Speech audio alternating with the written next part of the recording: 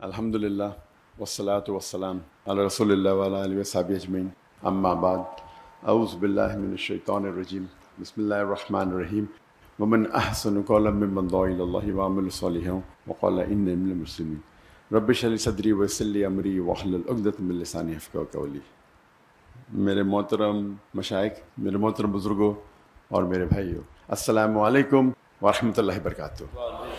مجھے بے حد خوشی ہو رہی ہے کہ 33 سال بعد میں نہ ہی پاکستان میں واپس آیا ہوں، خصوصاً لاہور میں، اور وہ بھی قرآن اکیڈمی میں پھر سے 33 سال بعد میں نے قدم رکھا ہوں۔ ماشاءاللہ مجھے کافی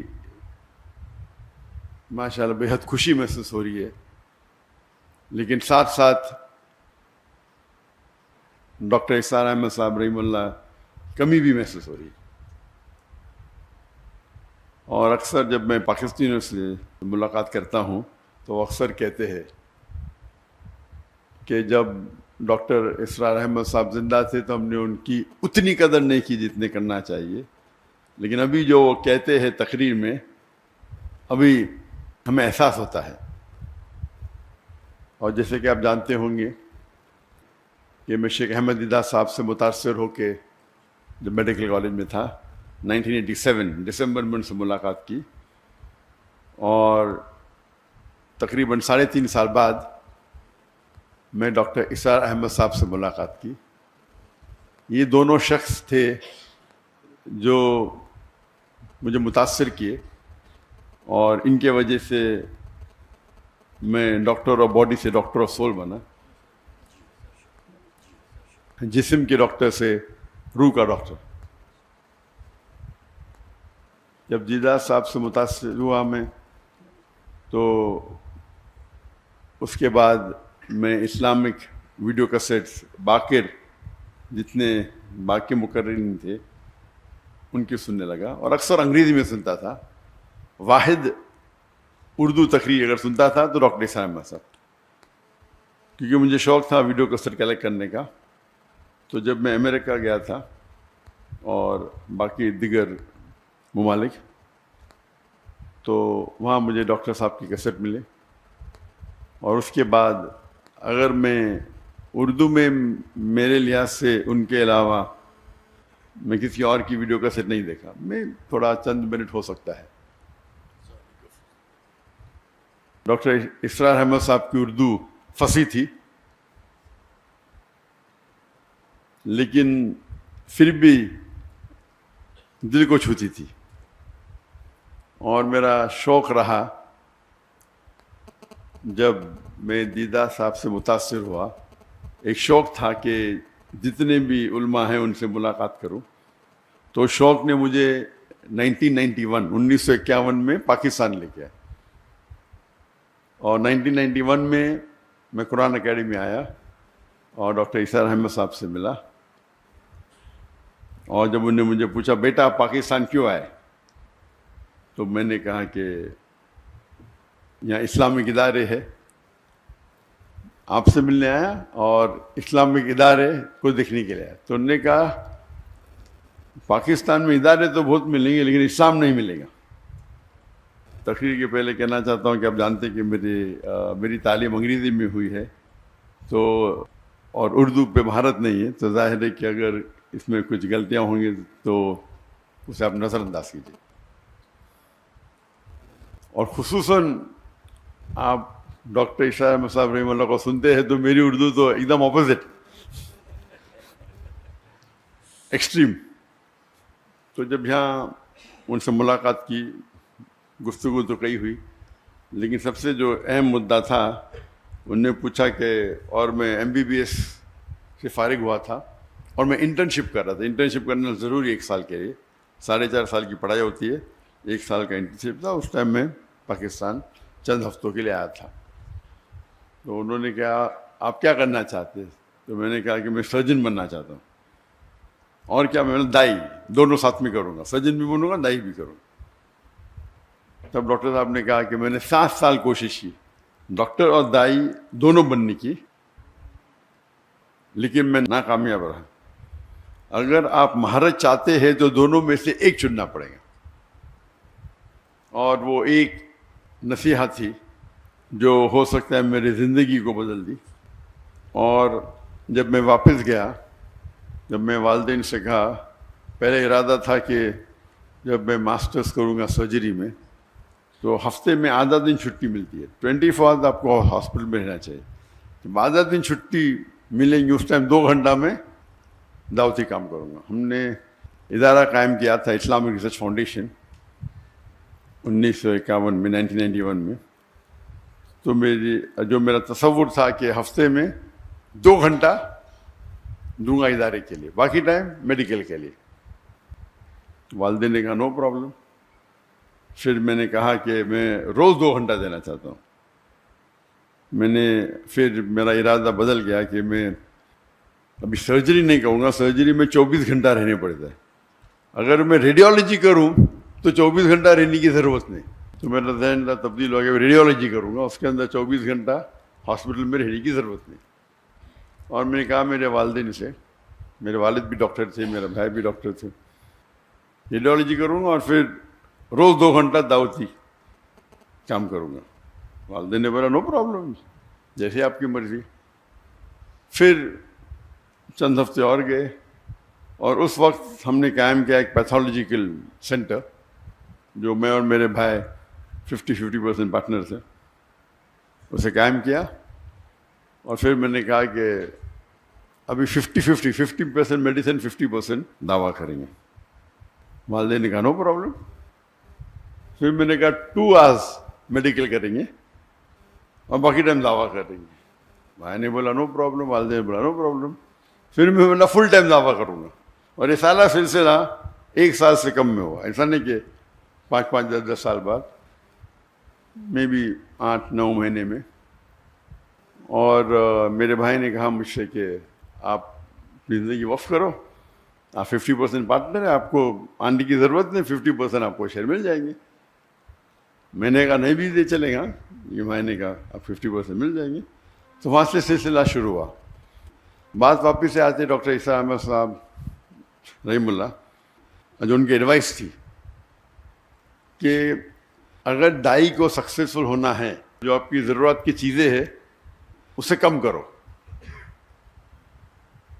اپنی ریکوائرمنٹس کو کم کرو تاکہ کوئی بھی آپ کو اس پہ محتاج نہ رہنے پڑے. اگر آپ کی ضرورت زیادہ ہے تو پھر آپ کو شاید زیادہ پیسہ لگے گا، 10 لاکھ مہینے کا لگے گا، 20 لاکھ لگے گا. پھر 10 لاکھ نہیں ملیں گے تو آپ دوسری بات کریں گے.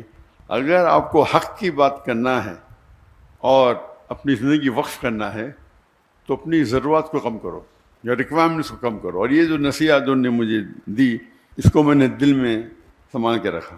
اور آج بھی میں کہتا ہوں، جب میں نے دعوتی کام شروع کیا تو فیملی کا فل سپورٹ تھا، تو کام کرنے کی ضرورت ہی نہیں تھی. لیکن پھر بھی مجھے کئی شوق ہے، تو تقریباً میں دن میں ایوریج 14 سے 15 گھنٹہ دعوتی کام کرتا تھا. یہ میں بات کر رہا ہوں کہ میرج کے بعد. جب شادی کے پہلے میں تقریباً 9-10 گھنٹے دیتا تھا دعوتی کام میں. تو لوگ نے کہا کہ شادی کرو گے تو ٹائم کم ہو جائے گا. تو اسکول میں سیکھا تھا وین ڈائیگرام. وین ڈائیگرام مطلب ایسی چیز کرو جو 2 چیز ایک ساتھ میں ہو. تو میں نے ضائعہ سے شادی کی. اور جو اللہ کے رسول کی حدیث ہے کہ شادی کرنے کے لیے 4 چیز انسان دیکھتے ہیں. ایک ہے بیوٹی، خوبصورتی، ایک ہے دولت، تیسری ہے نوبلٹی، خاندان، اور چوتھا ہے ورچیو، دینداری. اور سب سے اہم ہے دینداری، تقوی. تو یہ کرائٹیریا لے کے میں نے ایک ایڈ کیا کہ دائی ہونا چاہیے، دینداری اور دائی. بیوٹی نو پرابلم، خالی ریپلسو نہیں ہونا چاہیے.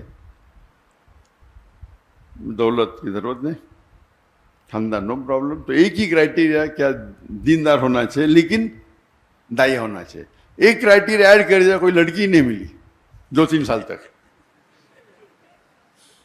تو میری بہن وہ انٹرویو لیتی تھی، تو ایک لڑکی کو پاس کیا، تو آپشن تھا ہی نہیں نا. تو ہم نے بمبئی سے پونا گئے اور وہاں سب سے پہلے بار میری ہونے والی اہلیہ سے ملا. اور الحمدللہ بسم اللہ کی اور اللہ نے اس میں برکت دی.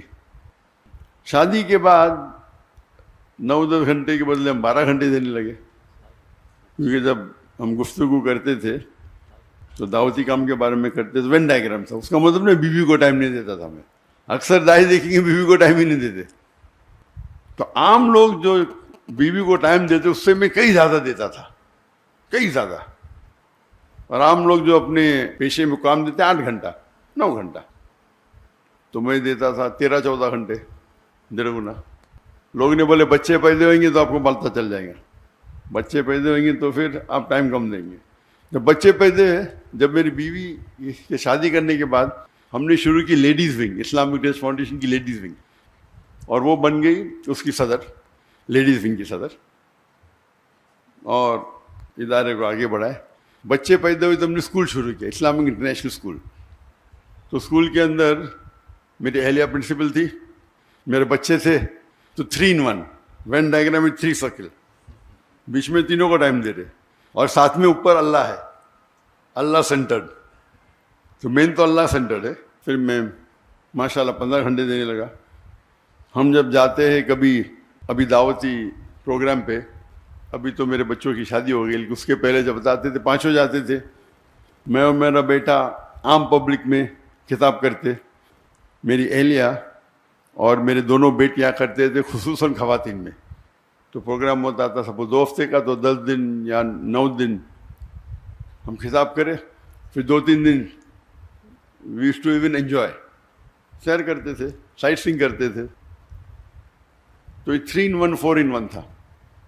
اللہ کی دعوت بھی دیتے تھے، اور سال میں تقریباً منیمم 2 بار تو انڈیا میں گھومتے تھے اور 2 بار آؤٹ سائڈ انڈیا، منیمم تھا. یہ اکثر 3 بار ہوتا تھا، اس میں سے 3 بار میں سے 2 بار تو مکہ ہوتا تھا. تو اگر ہم اللہ کے راہ میں نکلنا چاہتے تو ضروری ہے کیا ہے، جو آپ کا ہم سفر، آپ کا ساتھی، آپ کی اہلیہ جو آپ چنتے ہیں، اس کا نظر سیم رہا تو انشاءاللہ آپ کو مقبلیں زیادہ ملیں گی اور وہ آپ کو ساتھ دیں گی.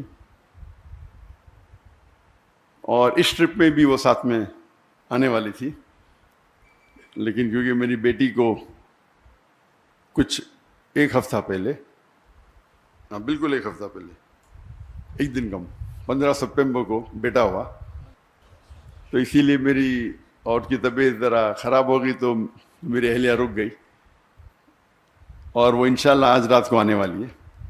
تو ان کے بھی پروگرام ہونے والے تھے کراچی میں، لیکن اس کو پوسٹپون کیا. جی ہاں، الحمدللہ.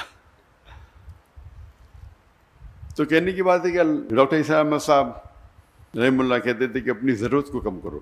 تو آج کی تاریخ میں میں ہمیشہ کہتا ہوں کہ میری اور میری اہلیہ کا ریکوائرمنٹ صرف $500 ہے مہینے کا، بس. میں نے آپ کے اس میں تقریباً 1,30,000 ہے، کچھ ہوگا، تو 1 لاکھ بکس ہوتا ہے، پاکستانی 1 لاکھ کم ہے. اور یہ میری اور میری اہلیہ کے بارے.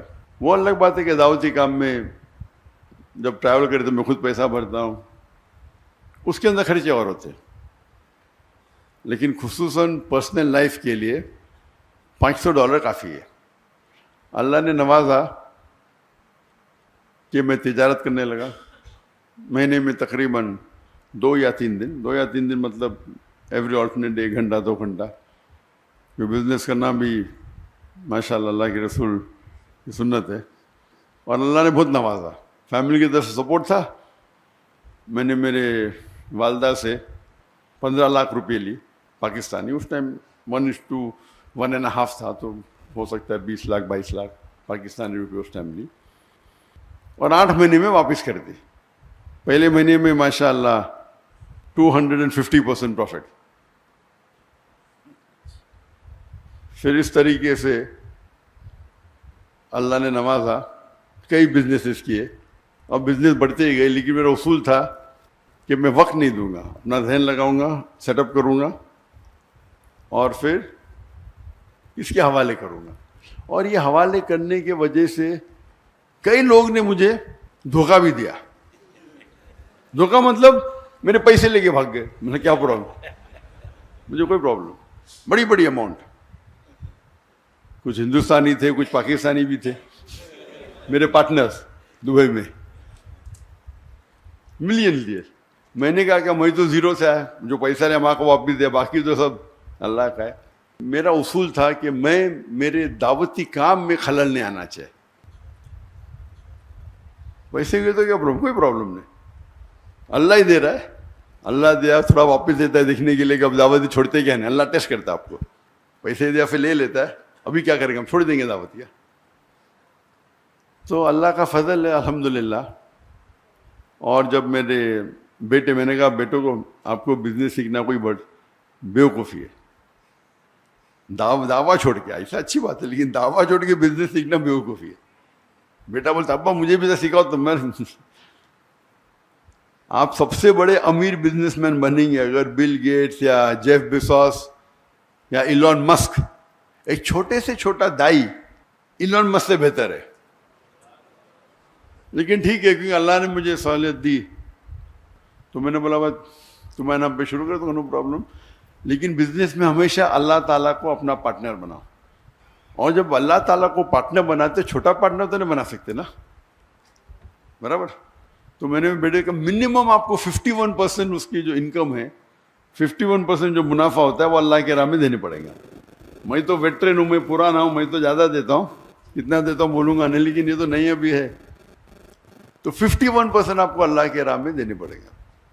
اور جتنا آپ اللہ کو جتنا زیادہ دیں گے پرسنٹیج, جو بچتا ہے وہ آپ کے پاس زیادہ رہتا ہے. میں ہمیشہ کہتا ہوں ایون میرے اسٹاف سے, ہمارے پاس بمبئی میں صرف 500 ملازم تھے, فل ٹائم پیڈ امپلائیز, اور والنٹیئر 10,000 سے اوپر تھے. تو میں کہتا تھا کہ اگر آپ 10,000 روپیہ بھی کماتے, اللہ کے راہ میں جو زکوٰۃ ہے وہ فرض ہے اپنی جگہ پہ, کچھ تو اللہ کے راہ میں خرچہ کرو, بھلے 10% ہو. جب 10% خرچہ کریں گے آپ تو غریب, آپ کو زکوٰۃ تو دینا نہیں, تو آپ کے پاس بچے گا 9,000 روپے. اللہ تعالیٰ اپنی تنخواہ کو کر دے گا 15,000. تو 15,000 سے 10% نکالو, کتنا بچتا آپ کا, 13.5. پہلے 10 تھا, ابھی 13.5 ہو گیا, یعنی 35% بڑھ گیا آپ کا. پھر آپ 15% کرو, اللہ تعالیٰ 15,000 سے آپ کی تنخواہ کر دے گا 30,000. جتنا آپ بڑھائیں گے آپ کا پرسنٹیج کم رہے گا, لیکن جو اماؤنٹ ہے وہ زیادہ رہے گا. تو اس اصول کے ساتھ الحمدللہ مہینوں کروڑ روپیہ کما لیتے بہت سے بزنس ہے. لیکن میں زیادہ ٹائم نہیں دیتا ہوں, کرتا ہوں اور چھوڑ دیتا ہوں. ابھی 2 سال پہلے جب میں نے فارغ کے نام پہ شروع کیا, اور میں نے کہا جو میرا جو معیار تھا, میں نے کتنا تھا بولوں گا نہیں, میں بولا فارغ کے نام پہ شروع کر رہا ہوں تو اتنا تو نہیں دینے کا. تو میں نے 51% کرا, اور کیا ہو گیا, وہ تجارت میں خسارہ ہو گیا, نیکسٹ بزنس میں بھی خسارہ. تو میں نے میرے اہلیہ سے کہا کیا بات ہے, ہو سکتا ہے کہ میں نے جو میرا معیار رکھا تھا میں زیادہ پرسنٹیج دے, ابھی دھندا تو وہی کر رہا ہوں نا, خالی نام فارغ کا ہے. تو میں نے کہا یہ میں نے غلطی کی, جو میرا جو وعدہ تھا زیادہ دینے کا, خالی نام بدلنے سے. تو میں نے میرے اہلیہ سے کہہ دیا کہ اس کا پرسنٹیج بھی سیم ہوگا جتنا میرا پرسنٹیج ہوگا. تجارت تو میں ہی سنبھال رہا ہوں, میرا بھائی میرا بیٹا سے سائن کر رہا ہے. تو اللہ تعالیٰ چیک کرتا ہے, کبھی کبھی شیطان آتا ہے نا, ارے بیٹے کے نام پہ کر دو, کم کر دو, تمہارا تو نہیں, وہ تمہارا وعدہ اللہ کے ساتھ, بیٹے کا تھوڑی ہے. تو اگر اللہ کے راہ میں آپ خرچ کریں گے, جس طریقے سے ڈاکٹر اسلام صاحب کہتے تھے اللہ کے بینک میں ڈالو, جب چاہے واپس لے سکتے ہیں آپ. سب سے بہتر آپ اگر کس کو لون دے سکتے ہیں, جو اللہ تعالیٰ فرماتے کہ کون ہے جو اللہ کو قرض دے سکتا ہے. کیا اللہ کو قرض کی ضرورت ہے؟ بالکل نہیں. یعنی اللہ تعالیٰ جس طریقے سے ڈاکٹر صاحب کہتے تھے کہ اگر والد اپنے بیٹے کو کچھ پیسے دیتا ہے, ₹1,00,000, اور پھر پوچھتا ہے کہ 5,000 دو, وہ چیک کر رہا ہے دیں گے کیا نہیں. اسی طریقے سے اللہ تعالیٰ فرماتے کیا کون ہے وہ جو اللہ کو لون دیں گا اور اللہ اس کو ملٹیپلائی کریں گے. اللہ تعالیٰ فرماتے سورہ بقرہ میں سورہ 2 آیت نمبر 261, آپ اگر ایک دانہ اللہ کو دیں گے, اللہ تعالیٰ 7 بوٹے دیں گا, ہر بوٹے پہ 100 دانے, یعنی 700 گنا. بزنس ٹرمنالوجی میں 70,000%.